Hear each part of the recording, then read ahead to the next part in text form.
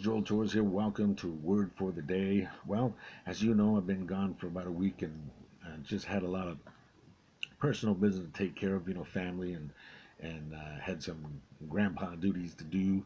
And so, I was, as you know, I was babysitting my granddaughter last week, and her and her mom, my daughter, were both sick, and so my daughter needed to rest, so I went to her place to babysit her, and then my wife at our place was babysitting our grandson. So a lot was going on that week, and then so of course I ended up getting the cold, and so I had to take a couple extra days, and I'm still getting over it.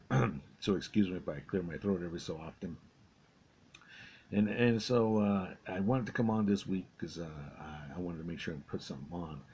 You know, um, I talked about being between a rock and a hard place. Remember? And so I want to kind of follow that. As believers, when we're going through something, that we're adversities, we're going through the wilderness, right? So I want to talk about that. I'm calling this the wilderness, the holy place. And you may say, well, what do you mean by that? How can the wilderness be a holy place? Well, you know, the wilderness is very hard, and it's desolate, and it's there's nothing there, right? And sometimes that's the way we feel, that our lives we're at a place that's desolate, we're isolated, and we're going through some adversity, we're maybe suffering a loss.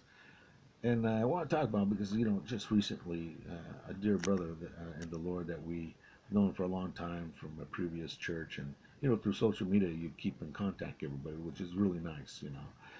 And several weeks ago, we ran into he and his wife at a restaurant, and we had a little good time and conversation and stuff. And then several days or a week later, we get word that she collapsed and just recently passed away and went home with the Lord.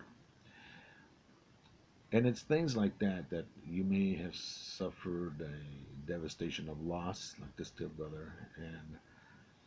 And I was thinking about that, and he's going through his wilderness.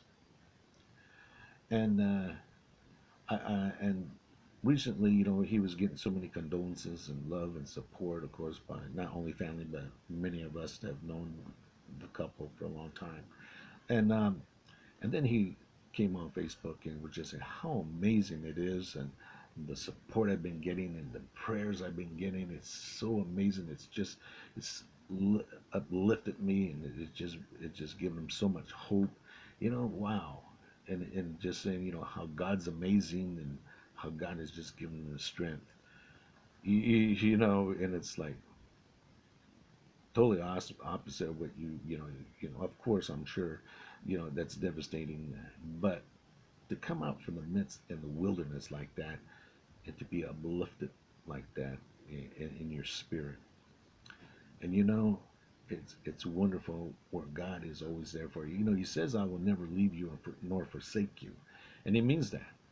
Now, let me give an example of that, the wilderness experience, and why I think it's holy. Well, if you remember, Moses himself was a great master builder in Egypt, and he lived in Pharaoh's home, and was counted as one of Pharaoh's own, and favor had much favor with him, and but then things changed, and then the time came when they pretty much kicked him out of Egypt, and he had to walk through the desert and into the wilderness. But it was there where God was. It was there where God spoke to Moses. It was there where Moses stood before a burning bush and God spoke to him. But something that God said to him, he says, hey, Moses, before you get any closer, stop. Remove your sandals, because where you stand is holy ground. It was there where God gave him the law, the word, that eventually took him to lead the next generation of Israelites to a place called the Promised Land. You know, there's another story too where God had to lead Elijah, one of the most powerful prophets in the Bible, Elijah, to the wilderness. And if I got my story right, I believe there was there were people that wanted to kill him. But God had to take him to the wilderness to be able to hear God's still small voice. And it was there that God spoke to him. You see, the wilderness is the place where God is. There's a Hebrew word that that's called midbar, and a root word that comes from that is dubbar. Of course, midbar means wilderness, and dubbar means speak, a voice. And so here we see that in the wilderness, sometimes God needs to lead us to the wilderness because it's the only place we'll be able to hear God at times. And sometimes, you know, we want to despise the wilderness. And I would say to you, don't despise the wilderness because it's a place that's holy. It's a place that God will speak to you.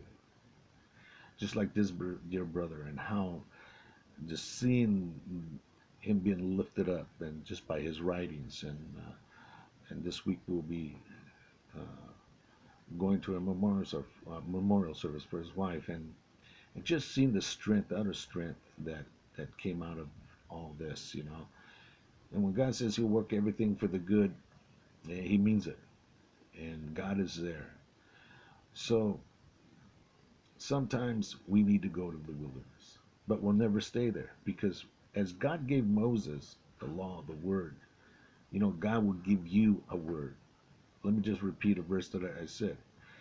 Remember, He says, "Behold, I'm doing a new thing." And towards the end of that verse, He says, "Take heed," which means pay attention. And then after that, He says, "I'll even create a way through the wilderness and rivers in the desert." Amen. You see,